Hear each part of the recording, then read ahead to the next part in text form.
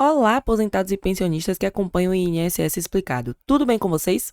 Como vocês já sabem, vocês são a nossa prioridade aqui. Então, regularmente perguntamos qual assunto vocês gostariam de ver mais para que tragamos sempre vídeos atualizados e esclarecedores para vocês. Nos últimos vídeos, vocês demonstraram bastante interesse no processo da revisão da vida toda. Então, assista esse vídeo até o final e veja tudo o que deve acontecer no processo a partir do dia 24 de novembro. Meu nome é Laura e você está no INSS Explicado, o seu canal de notícias. Mas primeiro, conta pra gente rapidinho, de qual cidade você está nos assistindo? Deixa a resposta lá nos comentários e sem mais demora, vamos pro vídeo. O Supremo Tribunal Federal, STF, retoma nesta sexta-feira, 24 de novembro, o julgamento dos embargos de declaração opostos pelo Instituto Nacional do Seguro Social, INSS, contra a decisão que julgou constitucional a revisão da vida toda. No processo da revisão da vida toda, segurados do INSS buscam recalcular suas aposentadorias, incluindo, na composição da média salarial, contribuições previdenciárias realizadas antes de julho de 1994. Isso porque, em 1999, uma reforma na legislação previdenciária mudou as fórmulas de cálculo dos benefícios e definiu que, para pessoas que já contribuíam com o INSS naquela época, os pagamentos antes do Plano Real, em 1994, não seriam considerados. A decisão da Corte no âmbito do recurso extraordinário 1276977, tema 1102, redigida pelo ministro Alexandre de Moraes, traz a tese de que os aposentados têm o direito de optar pela regra que lhe for mais favorável. O julgamento, que ocorria em sessão virtual, havia sido paralisado em agosto deste ano, após pedido de vista do ministro Cristiano Zanin. Com a devolução da vista, será retomada o julgamento dos embargos. Mas o que o INSS pede?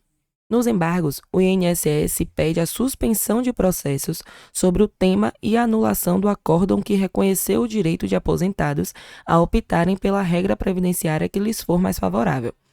Caso não seja reconhecida a nulidade, o Instituto requer a modulação dos efeitos, de forma que a tese fixada pelos ministros não se aplique a benefícios previdenciários já extintos, a decisões transitadas em julgado que negaram o direito à revisão da vida toda e, por fim, a diferenças no pagamento de parcelas de benefícios quitadas antes da publicação do acórdão. Como está o julgamento dos embargos da revisão da vida toda? Até a interrupção do julgamento, apenas os ministros Alexandre de Moraes e Rosa Weber haviam votado.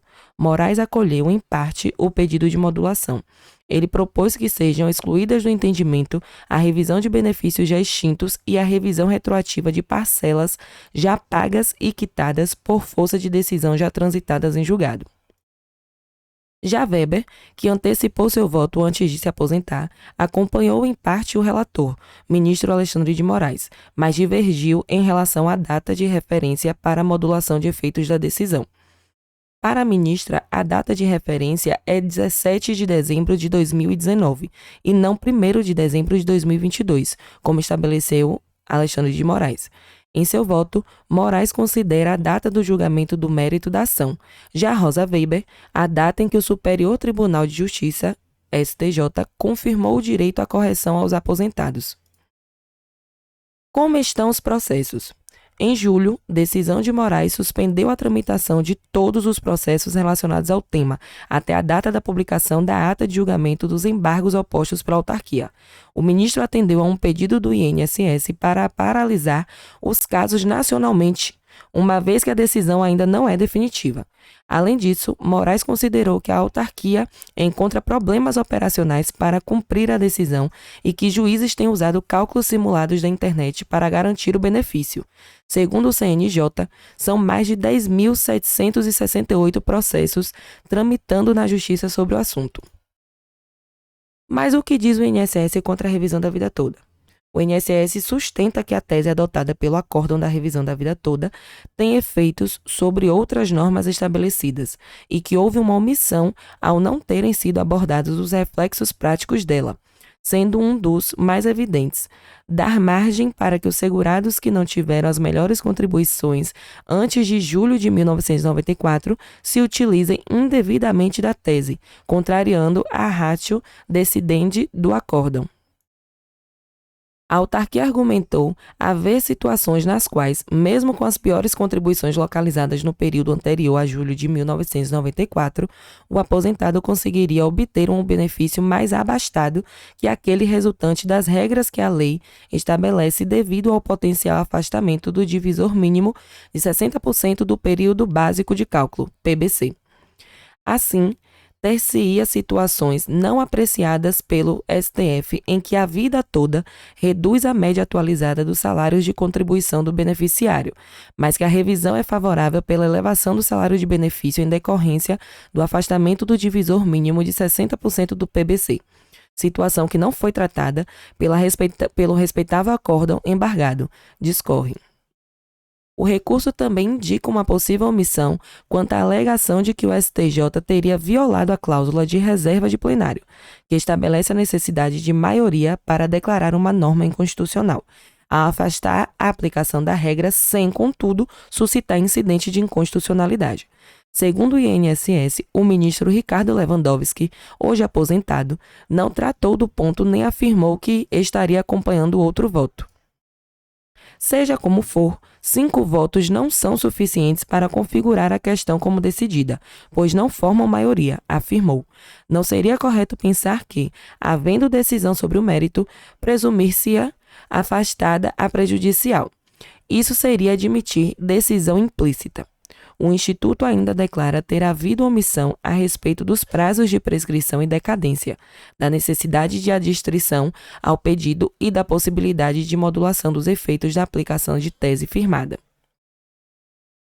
Como já dito, no dia 8 de novembro de 2023, o ministro Cristiano Zanin devolveu o processo da revisão da vida toda, que estava em vista há quase 90 dias. E a retomada do julgamento, então, foi marcada para acontecer no dia 24 de novembro deste ano. Mas, apesar da boa notícia, temos aí uma grande preocupação. Intitulada Ministro André Mendonça. Ah, por que, Laura? Vejamos. Instituto pede que Mendonça fique impedido de julgar a ação de aposentados. O Instituto de Estudos Previdenciários IEPREV protocolou no Supremo Tribunal Federal um pedido para que o ministro André Mendonça, ex-Advocacia-Geral da União, AGU, se declare suspeito e impedido de votar na ação de revisão da vida toda do Instituto Nacional do Seguro Social, INSS. Na avaliação do IEPREV, o INSS tem relação de cliente com a Advocacia-Geral da União, que representa o governo na ação em tramitação no Supremo. Na petição, o Instituto afirma que o STF entende que não existe impedimento de seus membros, que faziam parte dos quadros da AGU, diga-se de passagem, para julgar os processos em que a União é parte. No entanto, este processo tem um detalhe. Mendonça atuava como advogado-geral da União quando o processo já tinha 10 votos juntados, incluindo o voto do antigo relator já aposentado, e a União tem interesse na causa. Na revisão da vida toda, temos que destacar o interesse declarado da União na causa e o fato de que, quando André Mendonça ainda era membro da AGU, o processo já estava com seu julgamento iniciado e com 10 votos juntados. Os institutos processuais do impedimento e suspeição que dizem respeito à imparcialidade do juiz no exercício da sua função se mostram aqui presentes. Para que ocorra o impedimento do magistrado em julgar a causa, o caráter é objetivo, sendo estipuladas as suas condições pelo Código de Processo Civil, e a presunção ela se faz de forma absoluta, enquanto a suspeição ela tem relação com o subjetivismo do juiz, e a presunção, por sua vez, é relativa.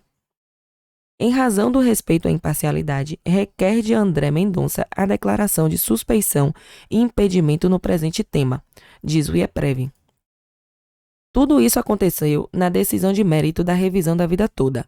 Agora, voltando ao momento atual, para quem não sabe, Mendonça acabou não votando sobre a decisão final da revisão da vida toda, prevalecendo assim o voto do ministro aposentado Marco Aurélio Cunha, que também não se julgou suspeito. Com isso, com relação aos embargos de declaração, se André Mendonça novamente não se der por suspeito, teremos que ficar de olhos bem abertos quanto ao voto que ele irá proferir, assim como as decisões que ele poderá tomar daqui para frente. O ministro Zanin, após longos meses, enfim devolveu o processo das vistas e, enfim, a data do julgamento foi marcada. Contudo, quaisquer dos ministros ainda pode novamente pedir vistas, o que atrasaria novamente o processo. Ou pior, pedir destaque, tirando o julgamento do plenário virtual e levando o julgamento para o plenário físico. Como Mendonça não votou na decisão de mérito da revisão da vida toda, teoricamente, ele teria todos os motivos para pedir vistas do processo neste momento, ou até mesmo um pedido de destaque para um plenário físico para ganhar tempo, uma vez que, quando de sua atuação pela AGU, era manifestamente contra a tese da revisão da vida toda. Este vídeo é um alerta, pois sabemos que nem só de decisões jurídicas vive o STF, mas também de muita influência política. Aqui no canal não gostamos muito de entrar neste mérito, contudo, o caso de André Mendonça envolve suspeição, pois ele atuou diretamente contra os aposentados e pensionistas nesta mesma ação. Um voto dele a favor dos aposentados seria incoerente, ao passo que um voto desfavorável seria absurdamente contestado devido ao seu passado como advogado do governo.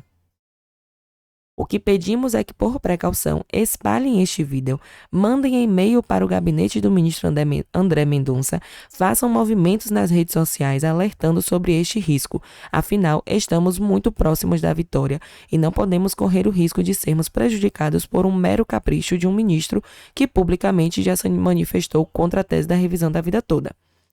Nós, do INSS Explicado, estamos de olho em cada passo dado no julgamento da revisão da vida toda para atualizar vocês aqui em primeira mão.